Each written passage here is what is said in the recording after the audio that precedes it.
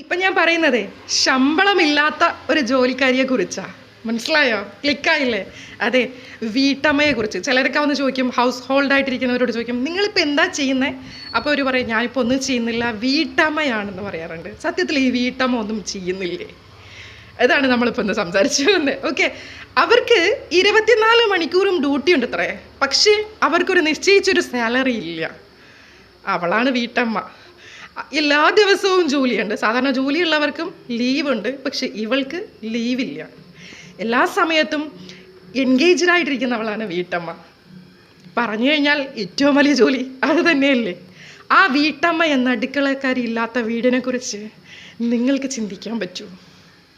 ഒരു ദിവസം നിങ്ങളുടെ ഭാര്യ അല്ലെങ്കിൽ നിങ്ങളുടെ അമ്മ അല്ലെങ്കിൽ നിങ്ങളുടെ ഉമ്മ ആ വീട്ടിൽ നിന്നൊന്ന് മാറി നിന്ന് കഴിഞ്ഞാൽ ആ വീട്ടിലോട്ട് കയറി പോകാൻ തോന്നും.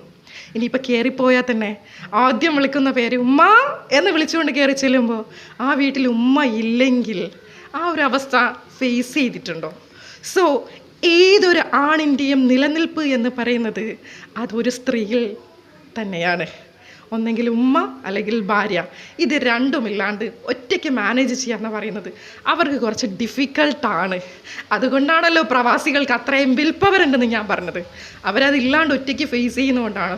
പക്ഷെ അതിൻ്റെ സ്ട്രഗിളിങ് എത്രത്തോളം ഉണ്ടെന്ന് അവർക്കേ അറിയാവുള്ളൂ. അതുകൊണ്ടാണ് അവർ വീണ്ടും വീണ്ടും നാട്ടിലോട്ട് വരണം എന്ന് ആഗ്രഹിക്കുന്നത്. എൻ്റെ വീട്ടിലൊന്ന് എത്തിയിരുന്നെങ്കിൽ, എൻ്റെ ഉമ്മച്ചീനെ ഒന്ന് കണ്ടിരുന്നെങ്കിൽ, എൻ്റെ ഭാര്യ ഒന്ന് അടുത്തിരുന്ന് അവളൊന്നൊന്ന് സമാധാനിപ്പിച്ചെങ്കിൽ എന്ന് അവർ ചിന്തിക്കുന്നത് അതുകൊണ്ടാണ്. മനസ്സിലായോ? നമ്മൾ ഒരിക്കലും സാലറി കൊടുക്കാത്ത, ആ ശമ്പളമൊന്നും മേടിക്കാത്ത ആ വീട്ടിലിരിക്കുന്ന ആ ഒരു മണിമുത്തില്ലേ, അവൾക്ക് നിങ്ങൾ സാലറി ഒന്നും കൊടുക്കണ്ട. അതിന് പകരമായിട്ട് സ്നേഹം തന്നെ സാലറി ആയിട്ട് കൊടുത്തോളൂ. അവളെ ഒന്ന് കേൾക്കാൻ കുറച്ച് സമയം ഒന്ന് മാറ്റി വെച്ചോളൂ. നിങ്ങളുടെ ജോലി തിരക്കുകളൊക്കെ കഴിയുന്ന സമയം മതിയിടോ. ആ സമയത്തൊന്ന് ചേർത്തിരുത്തി നിൻ്റെ വിശേഷങ്ങൾ എന്തൊക്കെയാണ്, ഇന്ന് വീട്ടിൽ എന്തൊക്കെയാണെന്ന് ചോദിക്കുക. അതുപോലെ തന്നെ നമ്മൾ സിങ്കിലോട്ട് ചെല്ലുമ്പം കുറച്ച് പാത്രങ്ങളൊക്കെ കിടക്കണമെങ്കിൽ ഞാനാണ് ഇതൊന്നും എനിക്ക് കൊണ്ട് കഴുകാൻ പറ്റില്ല എന്നൊന്നും വിചാരിക്കല്ലേ. നിങ്ങളെ കൊണ്ട് സഹായിക്കാൻ പറ്റുന്ന സഹായമാണെങ്കിൽ അവൾക്കൊന്ന് ചെയ്തു കൊടുത്താൽ ആ നടുവിനൊത്തിരി റെസ്റ്റ് കിട്ടും.